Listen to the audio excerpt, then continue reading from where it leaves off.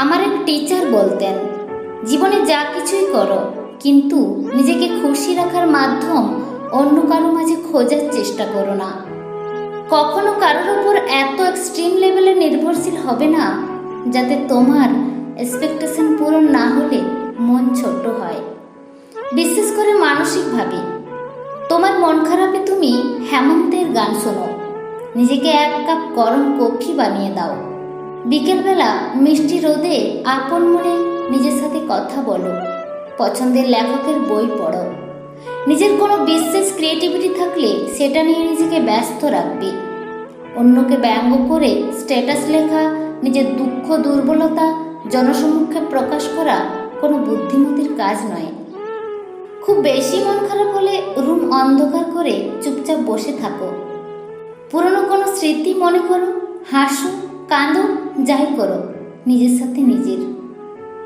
নিজের সাথেই এমন একটা সুন্দর সম্পর্ক তৈরি করো যাতে সবসময় কারো কাঁধের প্রয়োজন না পড়ে।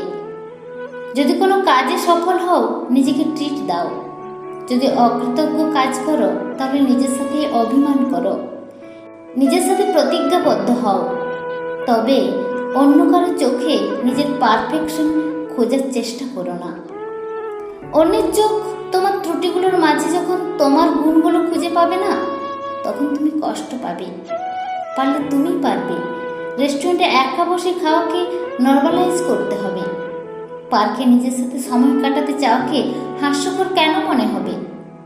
যদি সম্ভব হয় ফাইন্যান্সিয়ালিও নিজেকে ইন্ডিপেন্ডেন্ট করতে হবে, যাতে ট্রিপো মুড সুইংয়েও নিজেকে একটা চকলেট উপহার দিতে পারো, নিজের জন্মদিনে নিজেকে গিফট দিতে পারো, নিজের পছন্দের ড্রেসটা টাকা জমিয়ে হলেও নিজের জন্য কিনতে পারো। মাঝে মাঝে নিজেকে কিছু ফুল দিবে, ঘরের এক কোনায় ফুল থাকবে, সুন্দর একটা গন্ধ ছড়াবে, মন আপনা আপনি ভালো হয়ে যাবে। দেখবেন সবাইকে খুশি রাখারও তোমার দায়িত্ব না। দুনিয়ার কারো পক্ষেই সবাইকে খুশি করা সম্ভব না। যেটা তুমি পারবে না সেখানে না বলতে শেখো। আমার বাবা মা আমাকে অ্যাপ্রিসিয়েট করে না, আমার বয়ফ্রেন্ড আমাকে সময় দেয় না, আমার জামাই আমার সাথে ঠিকমতো কথা বলে না, আমার বান্ধবী আমার জন্য সময় দেয় না।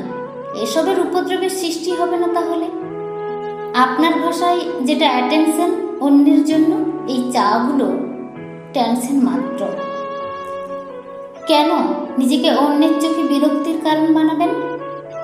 একটা সুন্দর ব্যক্তিত্ব থাকার জন্য খুব কঠিন হওয়ার প্রয়োজন নেই। শুধু নিজেকে অতটুকু ভালোবাসলেই হবে যাতে অন্যের চোখে নিজের জন্য ভালোবাসা খোঁজার প্রয়োজন না পড়ে।